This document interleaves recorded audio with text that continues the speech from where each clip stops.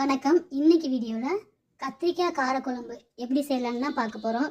இதுக்கு ஒரு 1/4 கிலோ அளவுக்கு கத்திரிக்காய் எடுத்துருக்கிறேன். இந்த மாதிரி நீங்களும் இதே அளவுகளோட செஞ்சு சாப்பிட்டு பார்த்துட்டு எப்படி இருக்குங்கிறத உங்கள் கருத்துக்களை சொல்லுங்கள். இப்போது இந்த குழம்பு செய்கிறதுக்கு ஃபஸ்ட்டு ஒரு பாத்திரத்தில் தண்ணி வச்சுருக்கிறேன். அதில் ஒரு 1/4 கிலோ அளவுக்கு கத்திரிக்காய் எடுத்துருக்கேன். எந்த கத்திரிக்காய்னாலும் யூஸ் பண்ணிக்கலாம். கத்திரிக்காய் காம்பு இந்த மாதிரி மேலே உள்ள காம்பை மட்டும் எடுத்துட்டு கட் பண்ணிக்கணும். பின் சைடில் இந்த மாதிரி கீறிக்கோங்க. முழுசாக ஃபுல்லாக கட் பண்ண வேண்டாம், கீறி விட்டு இந்த மாதிரி எடுத்துக்கோங்க.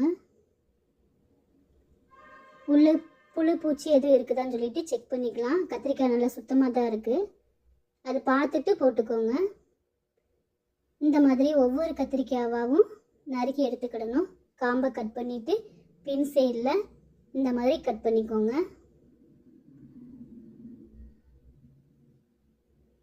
நல்ல பிஞ்சு கத்திரிக்காயாக வாங்கிக்கோங்க.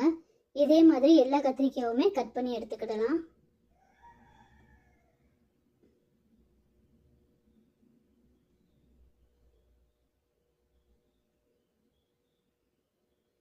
அவ்வளோதான். இது நல்லா வாஷ் பண்ணி அப்படியே இருக்கட்டும். இந்த மாதிரி இருக்கும், அப்படியே இருக்கட்டும். குழம்பு செய்கிறதுக்கு கடாயில் ஆயில் விட்டுக்கலாம். 2 ஸ்பூன் ஆயில் விட்டுருக்குறேன். இப்போது நம்ம கட் பண்ணி வச்சுருக்கோம்ல, அந்த கத்திரிக்காயை சேர்த்துக்கலாம். சேர்த்துட்டு இந்த கத்திரிக்காய் எண்ணெயில் நல்லா வதங்கணும். அந்த அளவுக்கு வதக்கி எடுத்துக்கலாம்.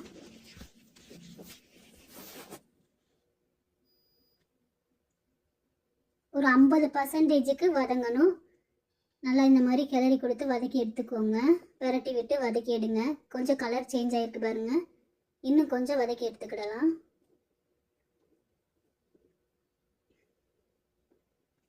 நம்ம கத்திரிக்காய் எண்ணெயில் இந்த மாதிரி வதக்கி எடுத்து அதுக்கப்புறமா குழம்புல போட்டு செய்யும்போது குழம்போட டேஸ்ட்டும் சூப்பராக இருக்கும். இந்த கத்திரிக்காய் சாப்பிட்றதுக்கும் அவ்வளோ ஒரு டேஸ்ட்டாக இருக்கும்.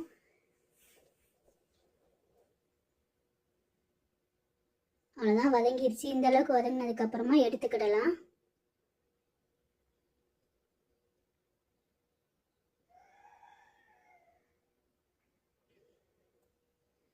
இப்போ மீத எண்ணெய் இருக்கு இல்லையா, அதே எண்ணெயில் ஒரு 100 கிராம் அளவுக்கு சின்ன வெங்காயம் சேர்த்துருக்குறேன். ஒரு துண்டு இஞ்சி,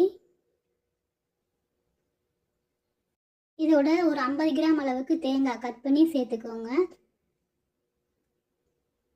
பூண்டு பல் ஒரு 10 பூண்டு பல் சேர்த்துக்கோங்க.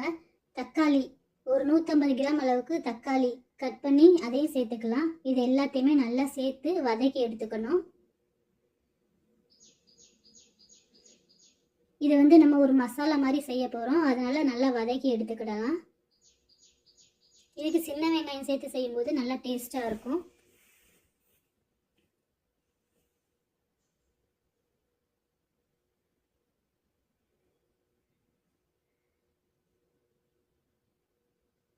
வதங்கிருச்சு. இந்தளவு வந்ததுக்கப்புறமா எடுத்துக்கிடலாம். இந்த இதை ஆறுனதுக்கப்புறம் மிக்சி ஜாரில் சேர்த்து அரைச்சி எடுத்துக்கோங்க. நல்லா வலுவலுன்னு தேவைப்பட்ட தண்ணி லைட்டாக சேர்த்து அரைச்சி எடுத்துக்கலாம்.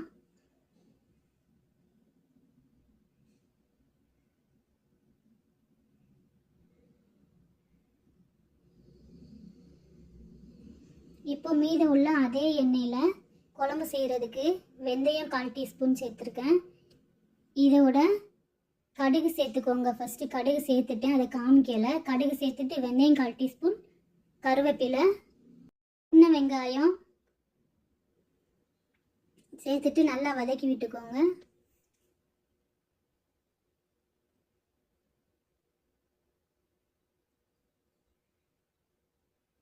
இப்போ நல்லா வதங்கிருச்சு. வெங்காயத்தோட கலரும் நல்லா கொஞ்சம் சேஞ்ச் ஆகிருக்கு. இந்த அளவுக்கு வதக்கி எடுத்துக்கோங்க. இதோட நம்ம ஏற்கனவே அரைச்சி வச்சுருக்கோம்ல, வெங்காயம், பூண்டு, இஞ்சி, தக்காளி இதெல்லாம் சேர்த்து அரைச்சி வச்சோம்ல, அந்த விழுதை சேர்த்துக்கலாம். சேர்த்துட்டு நல்லா வதக்கி எடுத்துக்கிடலாம். இப்போ இதோட தேவையான அளவுக்கு மஞ்சத்தூள், பெருங்காயத்தூள் சேர்த்துருக்கிறேன் கொஞ்சமாக. அப்புறமா குழம்பு மிளகாய்த்தூள் இருக்கும் இல்லையா, அது தேவைக்கு ஏற்றபடி சேர்த்துக்கோங்க. நான் ஒரு கரண்டி அளவுக்கு சேர்த்துருக்கேன். உங்களோட காரத்துக்கு ஏற்ற மாதிரி கூட்டியோ குறைச்சியோ சேர்த்துக்கோங்க. சேர்த்துட்டு நல்லா வதக்கி விட்டுக்கோங்க.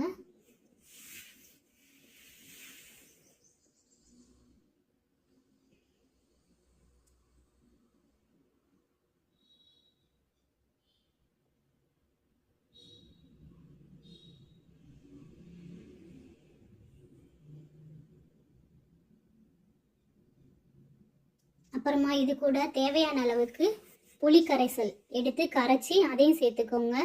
நான் இதில் சேர்த்துருக்க புளியோட அளவு பார்த்தீங்கன்னா ஒரு எலுமிச்சம்பழம் அளவுக்கு இருக்கும். அதைத்தான் கரைச்சி சேர்த்துருக்குறேன். இப்போது இது வந்து நல்லா கொதிக்கணும். ஒரு 10 நிமிஷம் நல்லா கொதிக்க விட்டுக்கோங்க. இந்த பொடியோட பச்சை வாசனைலாம் போகிற அளவுக்கு கொதிக்க வச்சுக்கிடணும்.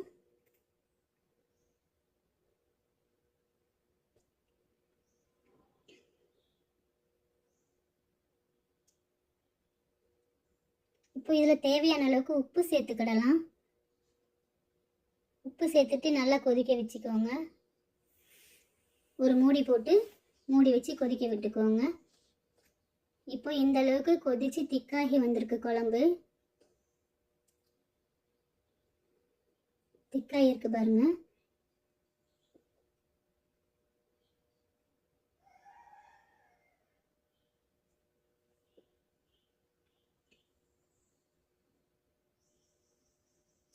இப்போ நம்ம வதக்கி வச்சிருக்கோம்ல கத்திரிக்காய், அந்த கத்திரிக்காயை ஒன்றொன்னா உள்ளே சேர்த்துக்கிடலாம்.